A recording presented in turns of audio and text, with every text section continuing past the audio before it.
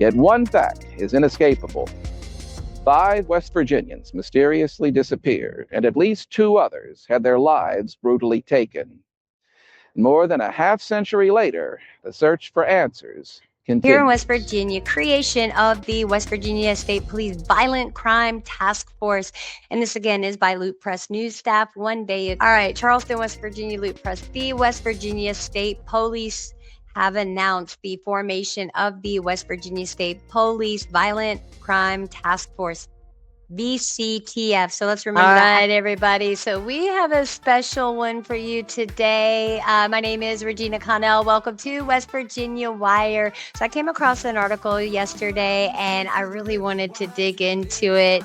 And it's a lore that's gone around. They believe it was the same person. I haven't fully dug into the article or the video yet, but I fully intend to with you guys. Thank you for joining and let's jump in feet first.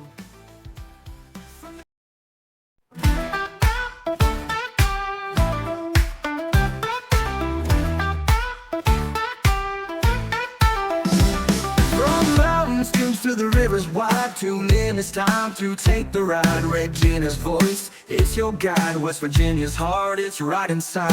West Virginia Wire, hear the news.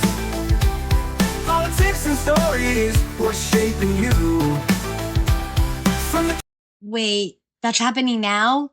West Virginia Wire. Regina Reacts. First, let's run on over to the article, and I will put the links to the YouTube content creator that created this piece. And this was from, I want to say a couple years ago, 4 years ago. So let's jump into the news article, and then we'll carry on. All right, you guys, the Mad Butcher of West Virginia, fact, folklore, or fear? All right, let me pull this up on the stage for you. All right, so the Mad Butcher of West Virginia, fact, folklore, or fear? Let's jump into it. 15 hours ago, so here's a creation. And I have noticed that West Virginia likes to do a lot of stuff like this. So let's continue on. All right. All right. And the gentleman in the video, he really covers a lot of this too. So between 1962 and 1964, Southern West Virginia was gripped by fear as a string of mysterious disappearances and grisly murders unfolded. Dubbed the, quote, Mad Butcher, this unidentified figure became a chilling legend. But was it a real serial killer or just a story shaped by rumor and speculation? The disappearance of Ernest Gwynn. The eerie tale begins on June 3rd, 1962, when 74-year-old Ernest Gwynn vanished from Oak Hill. A retired railway brakeman, Gwynn was last seen after cashing his pension check and sharing beers with friends. Witnesses claimed he later visited the Veterans Foreign Affairs Club, though the club's proprietor denied this. Months later, a skull with a bullet hole was found near the railroad tracks, believed to be Gwynn's remains. While dental records couldn't confirm the identity, timing and circumstantial evidence pointed to him as one of the first victims. All right, so that's just one of the 5 victims that they are referring to in this story.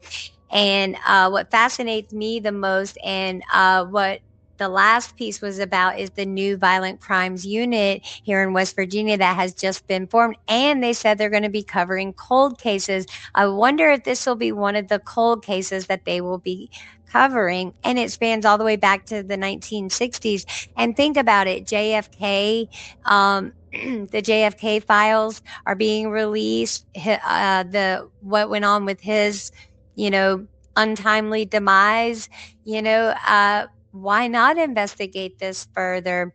So let's continue on with the article. All right, so I'm just going to name off, well, let's go ahead and do it. So the vanishing of Sammy Smith. In October 1962, 33-year-old Sammy Smith, a dishwasher at the 4-minute lunch, disappeared after finishing his shift. He was last seen at the Top Hat Drive in getting coffee. He was last seen at the Top Hat Drive-In getting coffee before heading home. Sammy never arrived, and no trace of him has ever been found. The gruesome fate of Michael Rogers. The most horrifying discovery came in December 1962 when 19-year-old Michael Rogers, a gentle yet mentally handicapped young man, disappeared after attempting to buy cigarettes. Days later, his dismembered body was found on Golly Mountain. His remains had been chopped into 13 pieces, his torso stuffed into a military duffel bag. An autopsy revealed a bullet wound to the back of the head, confirming an execution-style killing. The brutality of this crime shocked the community and sparked widespread fear. So you guys, this is actually, I am going to put the West Virginia, the newly formed West Virginia Violent Crimes Task Force in with this story. Yep, I'm going to put these together. All right, so the mystery of Lou Lewis Bennett. In July 1963, 42-year-old Lou Lewis Bennett disappeared after leaving the 4-minute lunch. A veteran with a grim medical diagnosis, Bennett had ominously remarked that he might disappear where, quote, no one would see him again. His remains were found nearly 2 years later along remote railroad tracks. While some speculated suicide, others believed he had become yet another victim of the so-called Mad Butcher. And I gotta say, you guys, this is the similarities that I'm finding in this. They all seem to be, most of them, veterans. And I wonder, where did they say that kid was trying to buy cigarettes from? I don't know. Let's continue on in this article.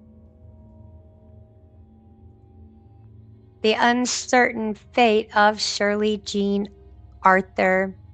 In November 1963, Shirley Jean Arthur, a Navy man and gospel singer, vanished after visiting his girlfriend.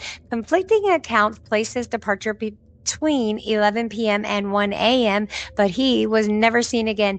To this day, his disappearance remains unsolved. You know what? I really think that this is one that this newly formed task force should pick up.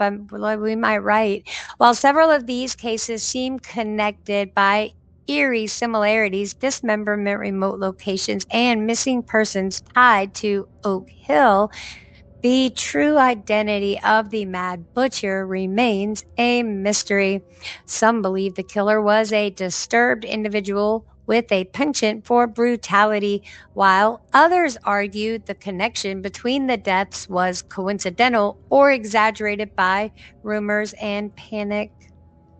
The legend of the Mad Butcher still lingers in West Virginia folklore, a chilling reminder that some shadows refuse to fade. Whether fact or fiction, these stories have become part of the region's dark and mysterious history. So here are the sources and references cited. I mean, you know, it's definitely something to take a look at. I don't know that I necessarily want to jump down that rabbit hole, but I do want to show you guys a channel that I came across a couple of weeks ago. The community is fantastic. They are fantastic. And I actually was gifted a membership to this community, but they do a lot of stuff that I believe honors West Virginia. So let me bring these guys up. So they are our neighbors across the pond. So this is Terror Ted's Tales, and it's a great show. I've been binge watching it, but you notice the first one that comes up is The Legend of the Mothman. And I want to say that they build all the sets. They build all the sets themselves. So everything that you see in the background, they've done all of that themselves. So they don't use AI, they don't use CGI. I think they like the cinematography, they do maybe have some help with that. They do explain it, but I mean, these are hand built sets. They do have a merch shop, so you guys go check them out. They are pretty amazing. I really do enjoy their content. And let me go back to their channel so we can check them out. So that's their channel, you guys. I'll put it up on the big screen. You guys go over article from Newsbreak. Let me largen up the screen for you. So here in West Virginia, creation of the West Virginia State Police Violent Crime Task Force. And this again is by Loop Press News staff 1 day ago. So, and I will say we got some nice looking state trooper vehicles. I do know I read an article about a year or two ago, I think it was a couple years ago, where the vehicles had actually won a nationwide competition for their good-looking vehicle. So kudos to them for that. All right, Charleston, West Virginia, Loop Press. The West Virginia State Police have announced the formation of the West Virginia State Police Violent Crime Task Force, VCTF. So let's remember that acronym. A new initiative aimed at investigating and prosecuting violent crimes and cold cases across the state. I think that's hugely amazing news, you guys. Let me largen up this screen even more for you guys so you can see it.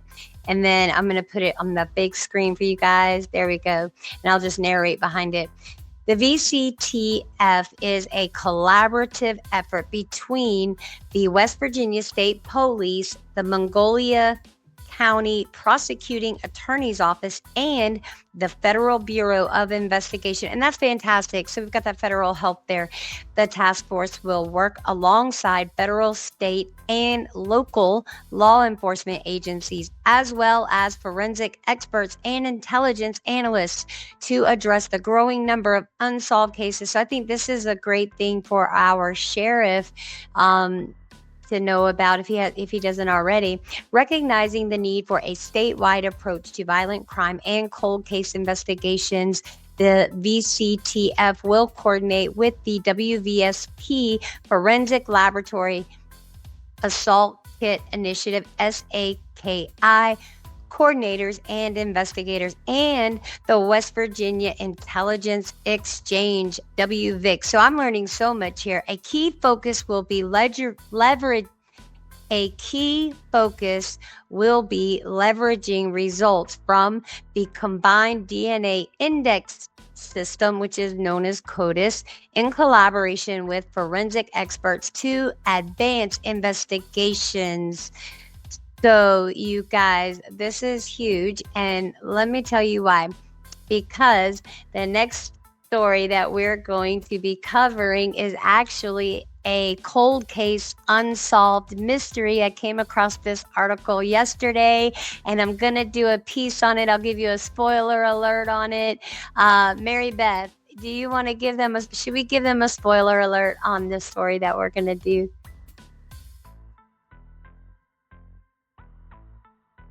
Absolutely, Regina. A little teaser would be perfect. This cold case mystery is bound to be intriguing, and the new task force could play a crucial role in solving it. I couldn't agree more. So you guys, let me share this tab for you. So the Mad Butcher of Fayette County, okay, and we are going to cover this. We're going to cover the article first, so stay tuned for that. I just got to do some work on it, and you know, a lot of other great content creators put some work into doing this as well. So of course, you know, we always say that we want to honor and respect other artists, so we're not about jacking someone's work, we're not about the views, we're more about, you know, organic, building a community and all of that. So that'll be the next story to come. So without further ado, let's continue this this article. What do you say, Mary Beth? Sounds like a fantastic plan, Regina. I'm all in for diving into the Mad Butcher case next. Let's keep the momentum going with this article first. All right, everybody. So the task force operates as a joint effort with all participating agencies acting as partners. However, the West Virginia State Police will oversee the chain of command and general direction of the VCTF, ensuring coordinated and efficient investigations. And that only makes sense. You know, there always has to be someone to captain the ship.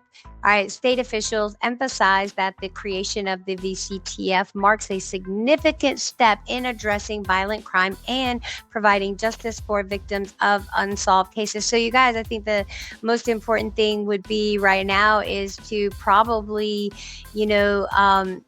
start learning the statistics. What are our statistics from, when this is established, before that, in the past, say, year, past 5 years, past decade, and then let's track how it does, and hopefully we won't be uncovering much more violence and stuff like that in our state. I don't know. We'll see. That's a great idea, Regina. Keeping track of those statistics will really show the task force's impact over time. Hopefully, we'll see a positive trend and fewer unsolved cases. That would be lovely, my lady. That would be lovely. Absolutely.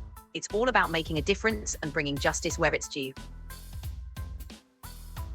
All right, guys, let's see. And I think that was the end of the article.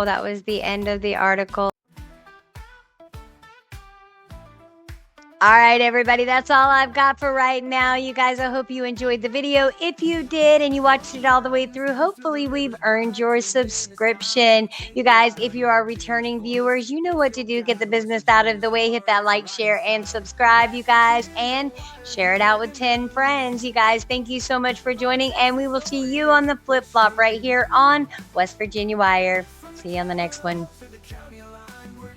While it is true that West Virginia has never been immune to crime and violence, the statistical truth is that it remains, by comparison, one of the safer places to live.